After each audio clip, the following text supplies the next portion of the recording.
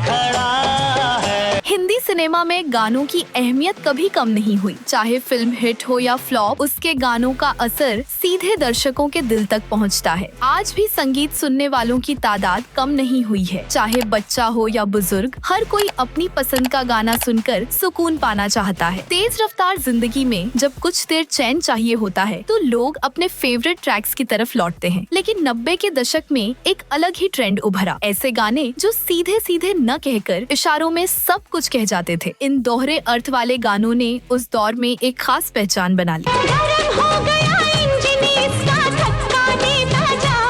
हाँ, ये वो गाने थे जिन्हें आप फैमिली के साथ या भीड़ भाड़ वाली जगहों पर सुनने से कतराते थे, क्योंकि इनके बोल में था मजाक, मस्ती और एक ऐसी परतदार अश्लीलता जो सब समझ में आती थी बिना कुछ साफ कहे। भोजपुरी गानों में डबल मीनिंग बोलों की भरमार तो आपने जरूर देखी सुनी होगी। वो तो जैसे वहाँ का ट्रेंड बन चुका है। लेकिन जरा सोचिए, जब यही अंदाज हिंदी फिल्मों में घुस आया तो क्या नजारा रहा होगा। जी हाँ, हिंदी सिनेमा में भी ऐसे कई गाने बने जिन्हें सुनने या देखने से पहले इंसान को सच में 4 बार सोचना पड़ता था कि कहीं आसपास कोई है तो नहीं, क्या स्पीकर धीमा है, और सबसे बड़ी बात, क्या इसे फैमिली के सामने गलती से भी चला दूं। ये वो गाने थे जो मजाकिया लहजे में ऐसे बातें कह जाते थे जिनका मतलब हर शख्स समझ जाता था, लेकिन जुबान पर लाने से झिझकता था। दिन में लेती है, रात में लेती है। आज हम बात करने जा रहे हैं 90 के दशक की एक ऐसी फिल्म की जो भले ही सेमी हिट रही, लेकिन उसके गानों ने तहलका मचा दिया। डबल मीनिंग गानों के जरिए उस दौर में जो ट्रेंड शुरू हुआ, उसमें अंदाज ने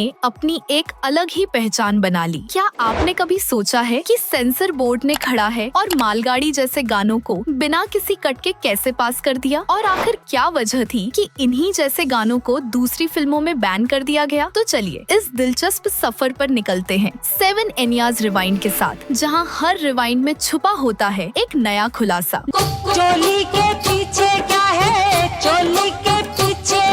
डबल मीनिंग यानी दुअर्थी गानों का सिलसिला हिंदी फिल्मों में यूं तो 1984 के आसपास ही शुरू हो गया था, जब दादा कौंडके की फिल्म तेरे मेरे बीच में ने इस ट्रेंड को पहली बार पर्दे पर उतारा। लेकिन असली बात तो 90 के दशक में आई। 1990 के बाद ऐसे गानों की जैसे होड़ लग गई। हर साल कोई न कोई फिल्म कुछ ऐसा जरूर परोसती थी जो दर्शकों को चौंकाने के साथ साथ हंसाने का काम भी करता। इसी दौर में 1994 में एक फिल्म आई अंदाज, जिसने सारी हदें पार कर दी। इस फिल्म में सिर्फ एक नहीं बल्कि 2 ऐसे गाने थे जिनकी भाषा और फिल्मांकन ने डबल मीनिंग को एक नए स्तर पर पहुंचा दिया। इस मूवी को प्रोड्यूस किया था पहलाज निहलानी ने। निर्देशन की बागडोर संभाली थी डेविड धवन ने, जो उस वक्त अपनी मसालेदार कॉमेडी फिल्मों के लिए जाने जाते थे। फिल्म की स्टार कास्ट भी दमदार थी। अनिल कपूर, जूही चावला, करिश्मा कपूर और कादर खान जैसे बड़े नाम अहम किरदारों में नजर आए थे। संगीत की जिम्मेदारी निभाई थी डिस्को किंग बप्पी लहिरी ने, जबकि गानों के बोल लिखे थे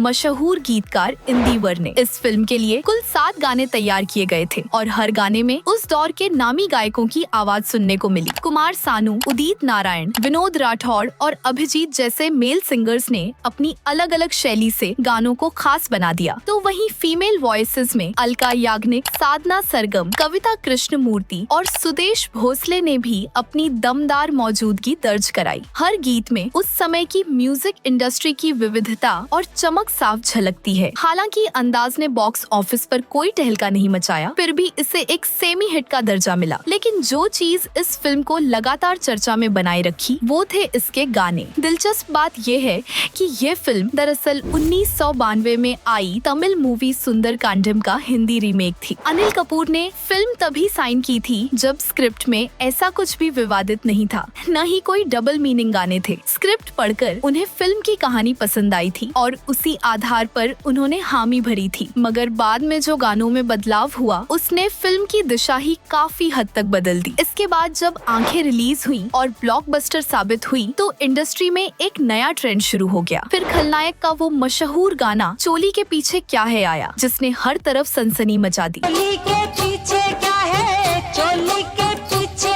इन दोनों दोनों फिल्मों की कामयाबी ने फिल्म मेकर्स को सोचने पर मजबूर कर दिया कि दर्शक अब कुछ अलग और बोल्ड किस्म का कंटेंट पसंद कर रहे हैं। पहलाज निहलानी ने भी इस बदलती हवा का रुख भांप लिया। उन्होंने तय किया कि अगर लोग ऐसे गानों को पसंद कर रहे हैं तो क्यों न उसी अंदाज को अंदाज में भी अपनाया जाए। इसी सोच के साथ उन्होंने गीतकार इंदिवर से कहा कि फिल्म की कहानी के मुताबिक कुछ ऐसा गाना लिखा जाए जो बोल्ड हो लेकिन साथ ही कहानी से भी जुड़ा हो। और फिर इंदिवर ने लिखा वो गाना जिसने सबसे पहले लोगों का ध्यान खींचा, खड़ा है। जब खड़ा है गाने की रिकॉर्डिंग चल रही थी तब अनिल कपूर भी स्टूडियो में मौजूद थे। जैसे ही उन्होंने गाने के बोल सुने उनकी हंसी छूट गई। कुछ पल के बाद वो सीधा पहलाज निहलानी की तरफ मुड़े और बोले, ये गाने के लिरिक्स तो एकदम बेहुदा लग रहे हैं, इसे फिल्म से निकाल ही दो। लेकिन पहलाज निहलानी अपने फैसले पर अडिग थे। उनका मानना था कि यही गाना फिल्म की खासियत बनेगा। फिर अनिल कपूर ने भी अपनी शर्त रख दी। उन्होंने साफ कहा, ठीक है गाना रखना है तो रखो, बट मैं इसमें कोई भौंडा या अश्लील डांस स्टेप नहीं करने वाला। आखिरकार पहलाज निहलानी ने अनिल कपूर की बात मान ली। उन्होंने इस बात पर सहमति जताई कि गाने में भले ही डबल मीनिंग हो लेकिन स्क्रीन पर कोई अश्लीलता न दिखाई जाए। शायद यही वजह थी कि सेंसर बोर्ड को भी गाने पर कोई आपत्ति नहीं हुई। गाना बिना किसी कट के पास कर दिया गया। हालांकि गाने की जो सिचुएशन थी और उसके बोल जिस तरीके से लिखे गए थे उन्हें सुनते ही कोई भी आसानी से समझ सकता था कि खड़ा है का असली मतलब क्या था। बात साफ थी लेकिन उसे एक ऐसी परत में लपेटा गया था कि तकनीकी रूप से सेंसर बोर्ड को रोकने का कोई ठोस कारण नहीं मिला। फिल्म की कहानी में अनिल कपूर का किरदार अजय कुमार सक्सेना और जूही चावला का किरदार सरस्वती शादी के बंधन में बनते हैं। लेकिन कहानी में ट्विस्ट ये है कि सरस्वती बेहद पारंपरिक और धार्मिक सोच वाली महिला होती है। उसकी दिनचर्या पूजा पाठ, उपवास और व्रतों में डूबी रहती है। नतीजा ये होता है कि शादी के बाद भी वो अजय को अपने करीब आने से लगातार टालती रहती है। हर रोज कोई न कोई व्रत या धार्मिक कारण उसके पास होता है जिससे अजय के सब्र का इम्तिहान लिया जाता है। यही बैकड्रॉप फिल्म के उस गाने को जन्म देता है जो बाद में काफी चर्चित हुआ। एक दिन अजय बड़ी उम्मीदों से गजरा और जलेबी लेकर घर लौटता है। उसके चेहरे पर साफ लिखा होता है कि आज वो अपनी पत्नी सरस्वती के साथ कुछ खास पल बिताना चाहता है। उसे लगता है कि शायद आज कोई व्रत उपवास वाला बहाना नहीं होगा और उनका मिलन आखिरकार हो ही जाएगा। लेकिन जैसे ही वो अपनी बात कहता है सरस्वती ठंडे अंदाज में जवाब देती है, आज मेरा व्रत है। और इतना कहकर वो साफ कर देती है कि आज भी कुछ नहीं होने वाला। ये सुनते ही अजय का दिल टूट जाता है और वो गुस्से में घर से बाहर निकलकर बरामदे में सोने चला जाता है। तभी वहाँ जया, जिसका किरदार करिश्मा कपूर निभा रही होती है, आती है। वो अजय को इशारे में बताती है कि वो उसकी हर ख्वाहिश पूरी करने को तैयार है, कोई रोक टोक नहीं। मगर अजय का किरदार भी अपनी पत्नी की तरह संस्कारी निकला। उसने जया की बात सुनकर उसे डांट दिया और वहाँ से भगा दिया। अजय जैसे ही बाहर अकेले सोने चला जाता है उसकी बेचैनी बढ़ने लगती है। अंदर ही अंदर उसे सरस्वती की याद सताने लगती है। वो अचानक जोर से चिल्लाने लगता है, सांप सांप। उसकी आवाज सुनकर सरस्वती घबरा जाती है और फौरन घर से बाहर निकलती है, ये सोचकर कि कहीं कुछ सच में अनहोनी न हो गई हो। जैसे ही वो उसके पास आती है अजय अपनी उंगलियों से उसकी कमर पर हल्की सी हरकत करता है। सरस्वती का चेहरा हैरानी और झिझक के मिले जुले भावों से भर जाता है और इसी पल की पृष्ठभूमि में फिल्म का सबसे चर्चित गाना खड़ा है शुरू हो जाता है। गाने की शुरुआत जैसे ही होती है और अजय अपने खास अंदाज में बोलता है, खड़ा है, वैसे ही जया, जो ये सब खिड़की से झांक रही होती है, एक तकिया कसकर गले से चिपका लेती है।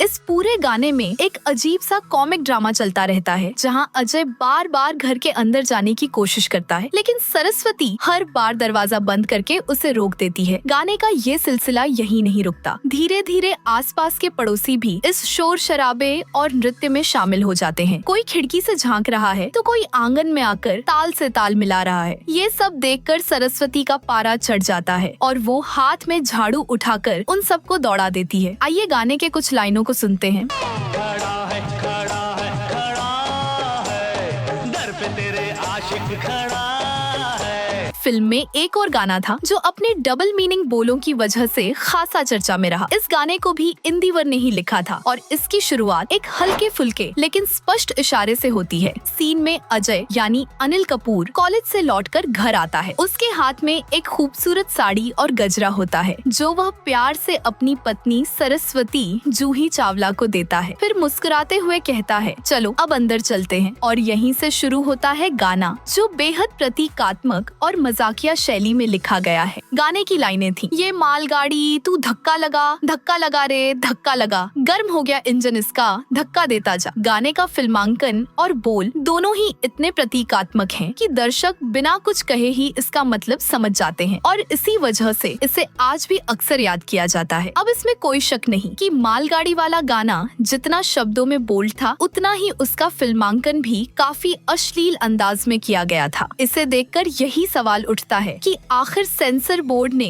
इसे बिना किसी कट के पास कैसे कर दिया। लोगों के बीच ये चर्चा खूब गर्म थी कि शायद पहलाज निहलानी की उस समय सेंसर बोर्ड से कोई खास समझदारी रही होगी, वरना ऐसा गाना स्क्रीन तक कैसे पहुंच पाता। दिलचस्प बात ये है कि उसी साल रिलीज हुई फिल्म विजय पथ का गाना कल सैयाउट ने ऐसी बॉलिंग करी, एक ओवर भी मैं खेल पाई नहीं को सेंसर बोर्ड ने पास करने से इनकार कर दिया था। यहाँ तक कि फिल्म अमानत के 2 गाने डालूंगा मैं डालूंगा प्यार से डालूंगा और दिन में लेती है रात में लेती है को भी बैन झेलना पड़ा। यानी कुछ गाने कट की भेंट चढ़े, जबकि अंदाज के ये गाने बिना किसी अड़चन के पर्दे तक पहुँच गए। यही विरोधाभास लोगों को चौंकाता है और इस बात पर सोचने को मजबूर करता है कि क्या गानों का पास होना सिर्फ कंटेंट पर निर्भर करता है या फिर कुछ और भी चलता है पर्दे के पीछे। खैर जो भी हो, इतना तो तय है कि पहलाज निहलानी के ये दोनों गाने उस दौर में सेंसर की छन्नी से निकलकर पर्दे तक जरूर पहुंच गए। लेकिन ये भी उतना ही सच है कि वक्त वक्त पर इन गानों को लेकर उन्हें आलोचना का सामना करना पड़ा है। चाहे फिल्म समीक्षक हो या दर्शक, इन गानों को लेकर राय हमेशा 2 ध्रुवों में बटी रही है। किसी ने इन्हें मनोरंजन का नया प्रयोग कहा तो किसी ने सीधे सीधे सिनेमा में गिरावट की शुरुआत। तो चलिए, अब जब बात यहाँ तक आ ही गई है तो क्यों न इन विवादित लेकिन चर्चित गानों की कुछ झलकियों को एक बार फिर सुना जाए। गरम हो गया इंजन इसका धक्का देता जा।